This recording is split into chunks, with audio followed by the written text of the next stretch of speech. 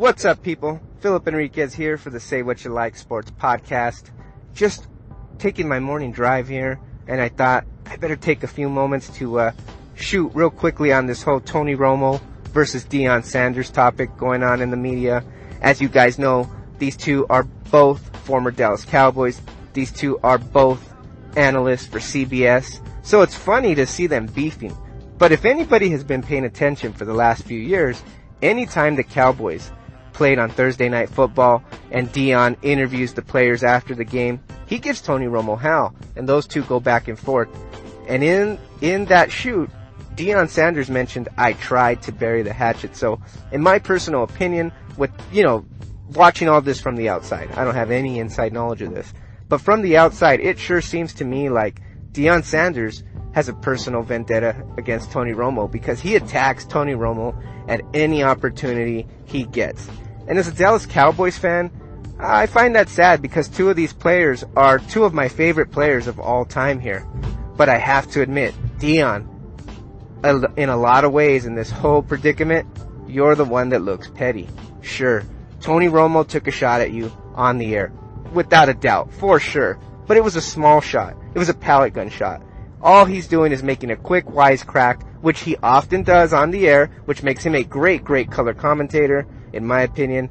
And he says, hey, Marcus Peters at times can make Deion Sanders look like a good tackler. Which, that's something Deion has admitted himself, that he's never been a good tackler. He's been on record as saying that he's had to make business decisions when it comes to, running up there and making the hard hit. They don't pay him to make tackles, they pay him to cover receivers and shut them down. So that's coming out of the horse's mouth, but it's just funny that he finds it so offensive. In my opinion, he was just looking for a reason to again shit on Tony. And again, here's the thing. When Deion changes the narrative of let's compare careers, of course Tony Romo cannot win that battle. I'm going to admit it right now. Tony Romo's resume in no way, shape, or form can compete with a player like Deion Sanders. It's like Deion said, he's an HOFer. Tony Romo probably is not an HOFer, most likely. Less likely than not, I should say. Tony Romo was an above average quarterback for a decade. But Deion Sanders is an all-time great. Arguably the greatest defensive player of all time. You can have that debate between him and a player like, say, Lawrence Taylor. But without any argument, he is the greatest cornerback to ever play the game. One of the most dynamic special teams punt returners to ever play the game. He's got a gold jacket he didn't buy. You heard him on the broadcast on NFL Network. He's absolutely right. I mean, if you're going to measure balls, Tony Romo don't have a shot. But that's not the narrative here. You guys are now broadcasters. He made a crack at you, a small one, and you 10 times over wanted to measure nuts with Tony Romo and stack your careers up and make the argument about how he's an inferior player. Which, yeah, he was. He definitely was no HOFer. But Deion, you're the petty one here. Don't you see? Don't you see you let that get under your skin, one little wisecrack, and you turned it into a big thing, circus in the media?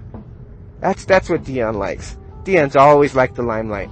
But here's the thing that I have a problem with Deion Sanders' comments.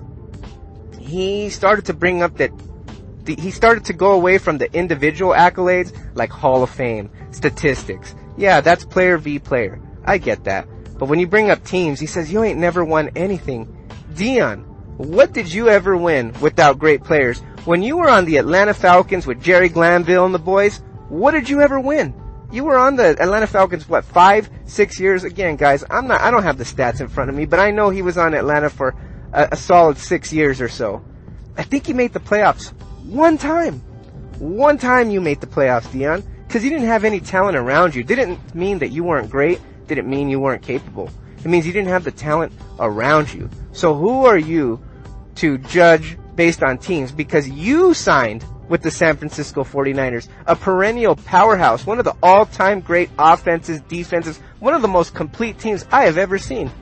And you put them over the hump, and they won the Super Bowl. And then you signed with the enemy, the Dallas Cowboys, and you put them over the hump. But that was the Dallas Cowboys of the 90s, a dynasty. So Deion, maybe you need to check yourself when it comes to this whole Alright guys, got cut off on the previous segment there a little bit, but I just want to end with the whole Deion Sanders thing. You know, he really needs to check himself when it comes to the team game.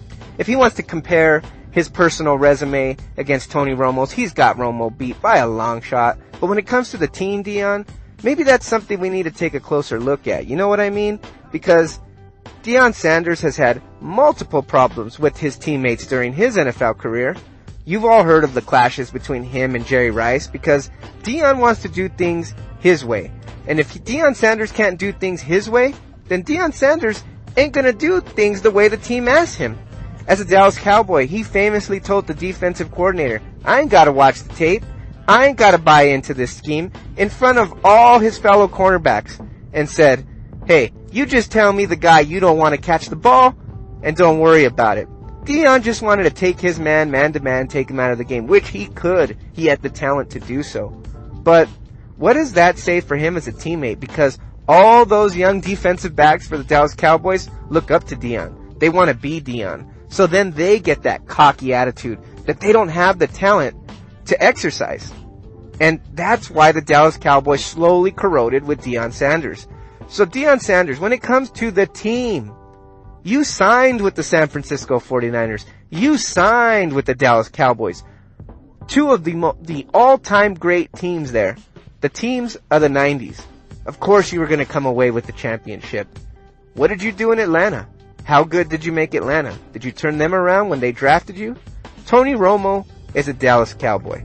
For better or for worse as far as careers go, for all his faults and all his triumphs, no matter how small or large you may believe them to be, no matter how you judge Tony Romo's career, Tony Romo was a Dallas Cowboy and is a Dallas Cowboy.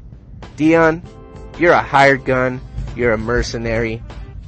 I still respect you because you are, without a doubt, the greatest corner of all time. And in my opinion, you're the last guy I'd want to see catching a punt return if I'm the opposing side. And that I'm keeping in mind the likes of Devin Hester and the X Factor Dante Hall. I just remembered because Deion will dance on your grave. And that's the one thing you don't want to see. He will break your morale. But when it comes to the team game, man, maybe you gotta think about how you attack Tony when it comes to that, because he wasn't a winner. You know, Tony stuck with the Dallas Cowboys. He did everything he could. He had no offensive line many of those years. He didn't have the talent around him to succeed. Let's face it.